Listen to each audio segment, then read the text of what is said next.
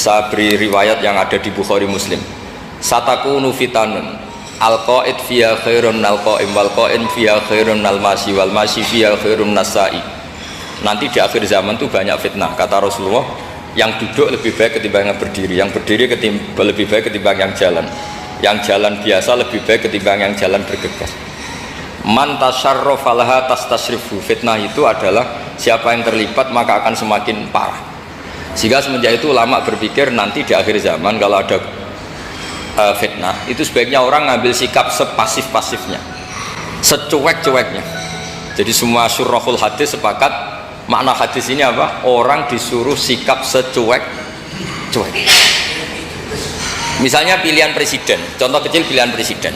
Mungkin para intelektual nggak merasa, tapi kalau ulama itu cara berpikir beda. Pilihan presiden, kamu fanatik milih A, yang satu fanatik milih B, ya presiden atau bupati atau gubernur.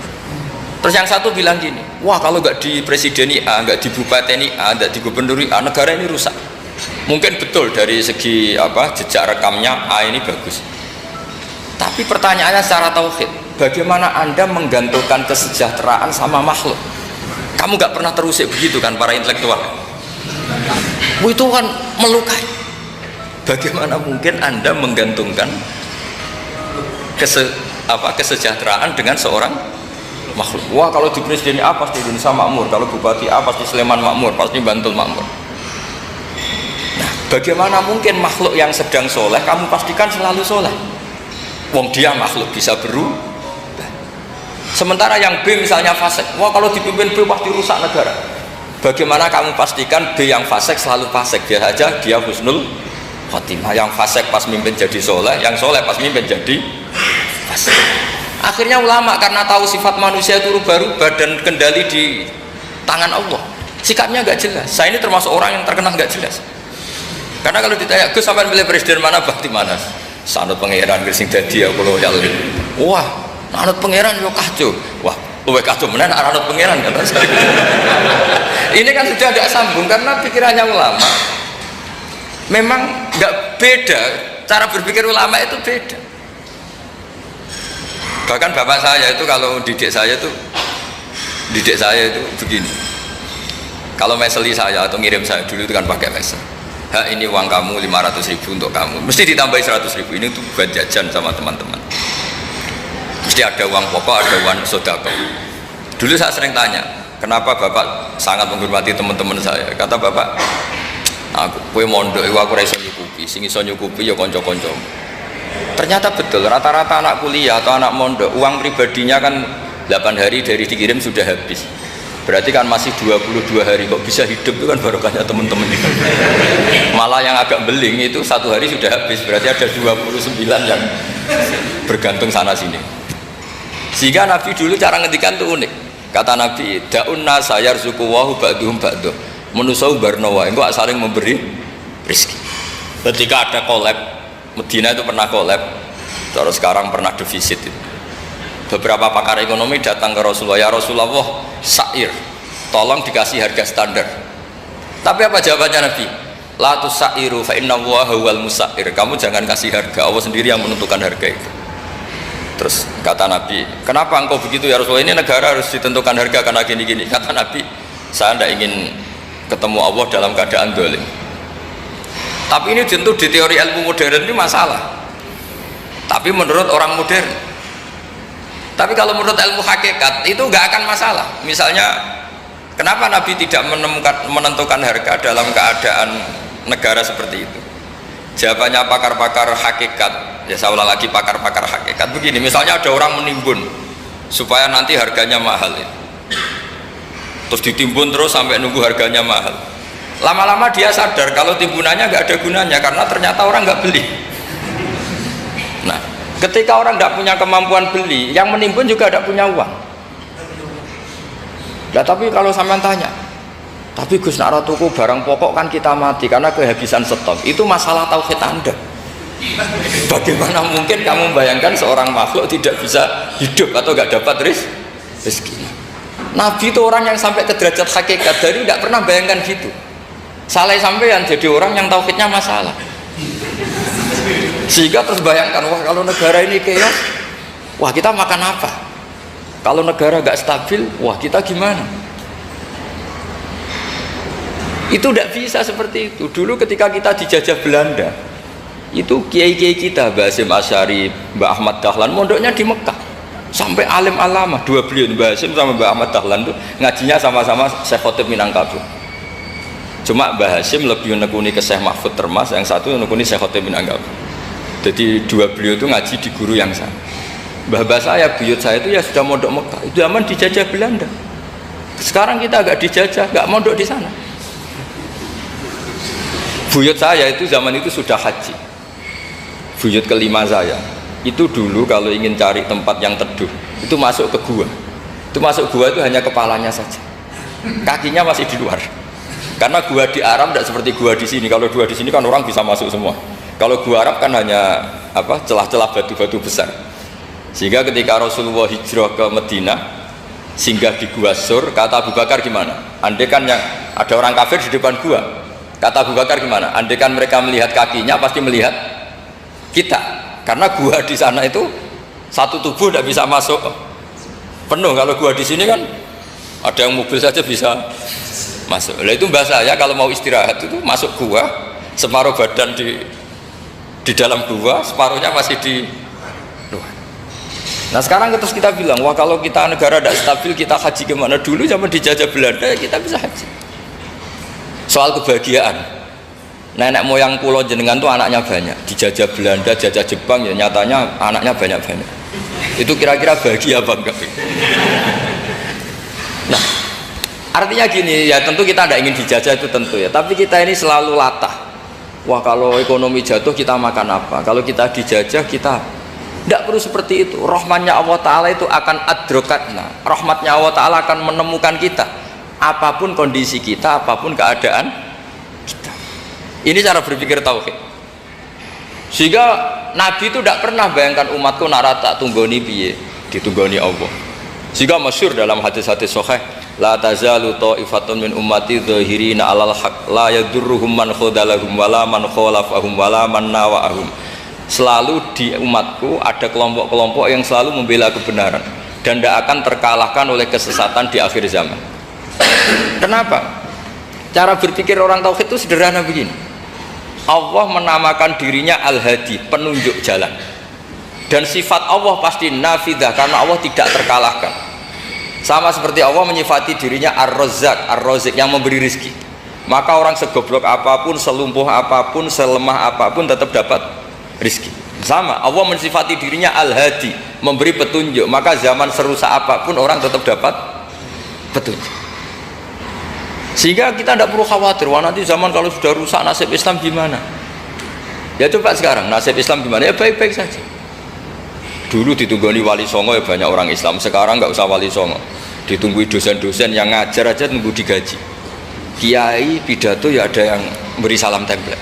Itu kalau nuruti definisi ikhlas itu tidak ada yang masuk. Tapi meskipun demikian agama juga jalan. Kenapa agama ini jalan? Karena Allah Al-Hadi, penunjuk jalan. Ketika Allah mensifati dirinya penunjuk jalan dan sifatnya Allah pasti nafidah, pasti terjadi. Karena Allah tidak pernah gagal. Sehingga agama ini akan ada terus sampai akhir zaman. Coba Amerika kayak apa, Islamfobia. Di Amerika tambah lama tambah banyak Islam, Eropa juga gitu, Australia juga gitu. Anda kan nuruti teori sosial. Sudah dunia sudah materialistik kayak gini, orang dohirnya itu akan meninggalkan agama. Nyatanya enggak juga. Saya pernah di Korea seminggu, itu di negara ateis. Itu TKI ke sana tuh nyari uang. Ternyata ya kepikiran bikin masjid, bikin komunitas Islam. Coba siapa yang menggerakkan hati itu? Hanya Allah Subhanahu wa ta'ala. Ya, jadi cara berpikir tauhid saya ulang lagi, saya mohon sekali di pengajian ini saya cerita wajah alani mubarakan aina ma kuntu. Jadi cara berpikir sekian nabi, terus kita punya karakter tertentu, kita milih nabi ini itu sah.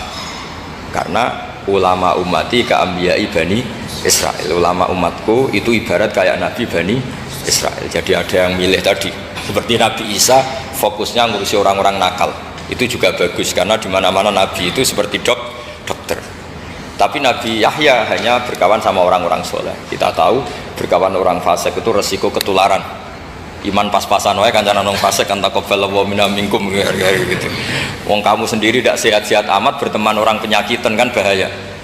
Tapi kalau kamu sebagai dokter kok hanya berteman orang sehat, lalu kamu apa? Penelitiannya gimana? Masa saya dokter spesialis, pernah penelitian, semua orang sehat saya pernah saya teliti. Itu dokter aneh apa enggak? Saya dokter spesialis TBC, spesialis paru-paru. Yang kamu teliti siapa? Semua orang sehat. Pernah meneliti yang sakit? Enggak pernah. Kan ya jadi dokter aneh. Tapi misalnya terus kamu sendiri terus berteman orang penyakitan terus, kan ya rawan tertular. Nah, ini ada dua figur, yaitu Nabi Yahya dan Nabi siapa? Jadi jelas ya, ada ayatnya ud'u rabbakum tadarru'aw wa khufyah. Terusannya apa? Innahu la yuhibbul mu'tadin. Kalau kamu berdoa itu yang tadarru'. Tadarru' itu ya yang sangat sopan, wa khufyah secara diam-diam atau secara enggak berlebihan. Terusannya ayat innahu la yuhibbul mu'tadin. Allah itu tidak suka orang yang melewati batas. Itu termasuk melewati batas dalam doa karena ada unsur mendikte Allah. Saya memberi contoh tadi, misalnya kita sebagai cowok berdoa, ya Allah saya ingin punya istri cantik, sholihah, nasabnya baik, gak pernah cerewet, gak pernah apa. Itu kan nanti nyarinya juga susah. Nanti kalau Allah menjabatkan itu adanya di surga, ning donya ora payu rabi kira-kira. Nah, itu sudah berlebihan. Terus kalau ada ulama mengatakan doa itu mukhul ibadah, itu maksudnya gini, doa itu bukti kita minta, minta itu bukti kita lemah. Nah, merasa lemah itu sudah bagian dari ibadah. Makanya masyhur itu syairnya Abdul Al-Haddad itu, fadu'ai wabdihali dalilun li fiftikori itu. Jadi saya berdoa itu hanya sebagai bukti saya butuh Allah. Saya sendiri tidak punya kepentingan mustajab apa enggak. Jadi wali-wali yang mengatakan doa itu mukhul ibadah, sebetulnya itu malah wali-wali yang dari awal gak kelintas disembadani apa enggak. Butuhnya dia itu menunjukkan bahwa saya ini lemah. Buktinya posisinya minta. Itu yang dimaksud mukhul ibadah. Tapi kalau kita berdoa terus posisi kita protes, katanya kamu baik ya Allah, engkau baik, ternyata enggak juga. Buktinya semua doa saya enggak kamu kabulkan. Wah, ini malah doa kriminal jadinya. Jadi yang dimaksud mukhul ibadah itu doa itu bukti minta, minta itu bukti lemah. Makanya ada syairnya Abdul Haddad masyhur, fadu'a ibabdihali dalilun li fiftikor. Jadi saya minta engkau ya Allah itu bukti saya butuh. Jadi itu bukan dua hal yang harus dipertentangkan. Jadi kalau doa dikatakan apa? Ibadah karena di doa itu minta. Lah minta itu bukti merasa kita lemah. Berarti kita sa'il, Allah mas'ul. Kita minta, Allah yang kita mintain. Kita menengadah, Allah yang berposisi memberi. Itu saja sudah cukup sebagai ibadah. Meskipun doa kita tidak mustajab. Karena memang tadi seperti itu. Kalau di ilmu-ilmu tasawuf itu apa ya, doa itu memang benar-benar sudah mukhul ibadah karena tadi perasaan merasa butuh sama Allah itu. Nah, merasa butuh itu, nah kalau kita berdoa merasa butuh sama yang kita minta, itu dalam ilmu tasawuf sudah kriminal. Berarti kamu lebih butuh makhluknya. Misalnya begini ya, saya ingin punya rumah bagus, terus setelah punya rumah kredit saya utangnya banyak. Sebetulnya saya itu tidak pernah ingat Allah. Gara-gara utang banyak, kredit jatuh tempo, terus melibatkan Allah.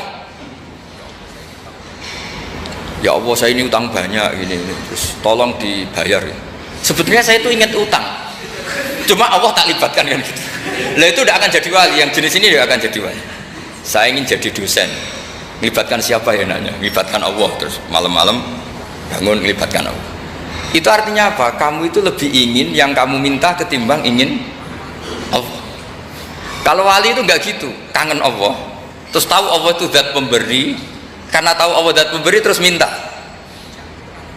Maka yang dikangen itu ya Allahnya dulu. Kalau kita kan enggak, punya kasus dulu, punya keinginan banyak dulu, baru ingat siapa yang bisa ya. Oh Allah, terus Allah kita libatkan. Ya untungnya Allah baik, mau ramal utang bukan mikir, untungnya Allah tidak jawab itu.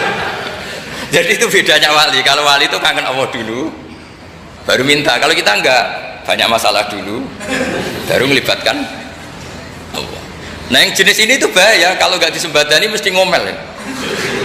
Gusti katanya kalau yang minta kamu kabulkan, ternyata ini enggak. Nanti kalau Allah jawab, kamu itu tidak kangen saya, kamu itu kangen uang, kangen perempuan cantik yang kamu inginkan, terus kamu melibatkan saya. Urusannya apa saya dengan itu? Pak, makanya tidak usah nuntut karena awalnya sudah sudah salah.